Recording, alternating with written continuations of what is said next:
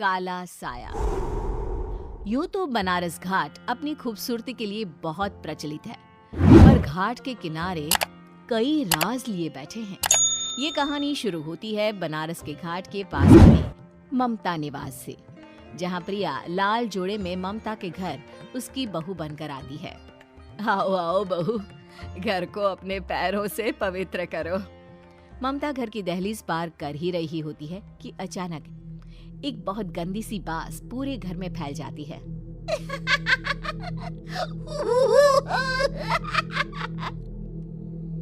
ये बदबू और ये आवाजें, ये कौन हंस रहा है माँ? अब ये पड़ोसी ना हमारे थोड़े अलग से है। कहाँ हम शाकाहारी और ये मांस मच्छी खाने वाले। छोड़, तू ध्यान मत दे और गृह प्रवेश कर। और हाँ बहू, अपनी सास की एक बात हमेशा याद रखना, इन पड़ोसियों से तो कभी बात नहीं करेगी। अच्छे लोग नहीं है ये। अपनी सास की ये बात मानेगी ना बेटा? हाँ माँ, जो आपकी मर्जी, मैं उनसे बात नहीं करूंगी। अगले दिन प्रिया अपनी पहली रसोई बनाने रसोई घर में जाती है।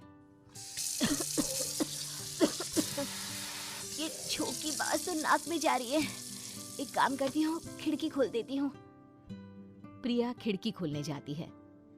इतने जाले, लगता है इस खिड़की को कभी खोला ही नहीं गया। पर ऐसा क्यों?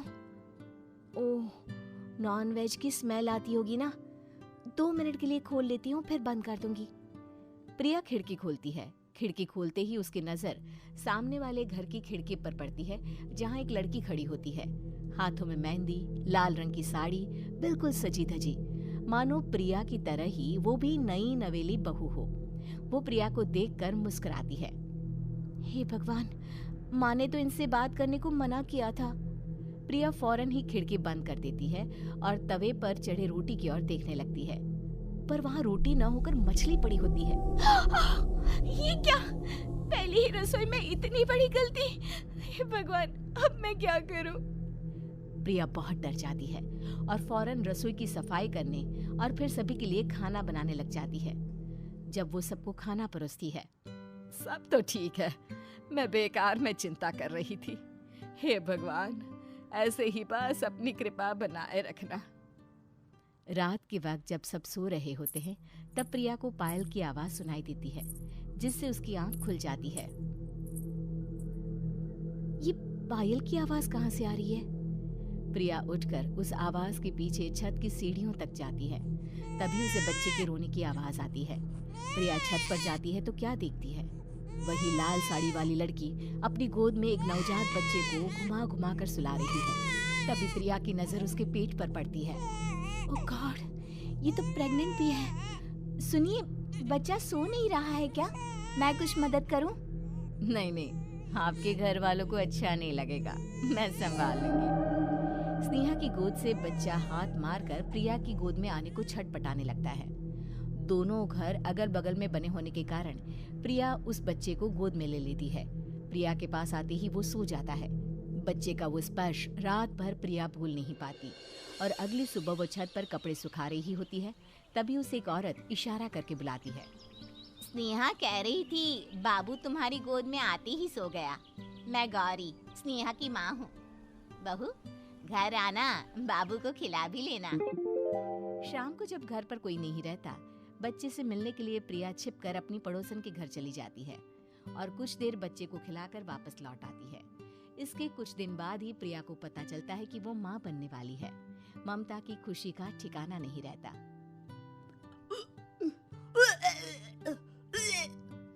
माँ जी, पता नहीं क्यों उल्टी आ रही है। प्रिया भागती हुई वॉशरूम में जाती है तो हरे और लाल रंग की उल्टी करती है। उस उल्टी में से कीड़े निकलते हैं। ये क्या? खून और ये कीड़े! माँ! माँ! प्रिया की आवाज सुनकर ममता दौड़ कर आती है, पर बेसिन में कुछ नहीं होता। प्रिया हक्की बक्की रह जाती है। ये सब क्या हो रहा है? प्रिया घबरा जाती है और अपने कमरे में जाकर सो जाती है। डर के कारण वो इतनी थक जाती है कि उसकी आंख लग जाती है। तब उसे ऐसा लगता है उसके पेट पर मानो कोई बैठा हुआ हो। कौन हो? प्रिया के पेट पर एक 5 महीने की बच्ची बैठी हुई थी, जो बुरी तरह जली हुई थी। माँ, तुम ही मुझे लाई ना अपने पेट में। मैं तुम्हारी माँ नहीं हूँ। कौन हो तुम? माँ, देखो मैं जल गई बुरी तरह से। 6 महीने पेट में रहने को भी मुझे नहीं मिला। सहला दो ना माँ। बचाओ! बचाओ! माँ! ममता दौड़कर कमरे में आती है। प्रिया की बातें सुनकर वो सब समझ जाती है। तू कहीं बगल वाले घर में तो नहीं जाकर आई ना बहू? मुझे माफ कर दो, मैं गई थी माँ। उस घर में सब मरे हुए हैं बहू। कई साल पहले स्नेहा उस घर में बहू बनकर आई थी। कुछ ही दिन में वो एक बच्चे को जन्म देने वाली थी। पूरा घर बच्चे के आने की खुशी में खोया था कि एक दिन अचानक उस घर में आग लग गई। सब बुरी तरह जलकर मर गए। गौरी आज भी दादी बनने का इंतजार कर रही है और इसीलिए स्नेहा ने अपना अजन्मा बच्चा तुम्हारी कोख में डाल दिया। ममता ये कह रही होती है कि पीछे से उसके पैरों को एक बच्चा पकड़ लेता है। दादी, दादी। माँ, स्नेहा की गोद में यही बच्चा था। ये बच्चा कौन है फिर? तेरी मौत है। तेरी भी दादी। जिस चीज का ममता को डर था वही हो गया। ममता निवास के ऊपर मौत ने चादर बिछा दी थी। प्रिया का पेट ऐसे बढ़ जाता है मानो 9 महीने का हो। 2 हाथ उसके पेट से बाहर निकलते हैं। बहू, संतोष को फोन कर, किसी पंडित जी को बुला बहू। प्रिया का पति भागता हुआ घर आता है। ये तो होना ही था माँ। तेरा पाप तेरे सामने आ गया तो तू सह नहीं पा रही है। स्नेहा घर में आग लगी नहीं थी, माँ ने लगाई थी, प्रॉपर्टी की लालच में।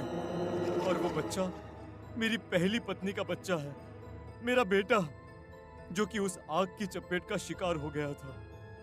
मैंने तुमसे ये सब माँ के कहने पर छुपाया था। मुझे माफ कर दो प्रिया। तुम अगर चाहो तो यहाँ से जा सकती हो। मैं तुम्हें किसी भी बंधन में रखना नहीं चाहता। मेरी शादी हुई है आपसे, मैं आपको छोड़ नहीं सकती, पर उससे पहले हमें स्नेहा, उसकी माँ और बच्चे की आत्मा की शांति करवानी होगी। संतोष और ममता गौरी के घर जाते हैं। अंदर सब कुछ जला हुआ होता है। जमीन पर जली हुई लाशें बिखरी हुई थी। ममता रो रो कर अपनी करने की माफी गौरी से मांगती है। प्रिया स्नेहा के घर वालों का अंतिम संस्कार करवा देती है और ममता निवास फिर से आत्माओं के साए से मुक्त हो जाता है।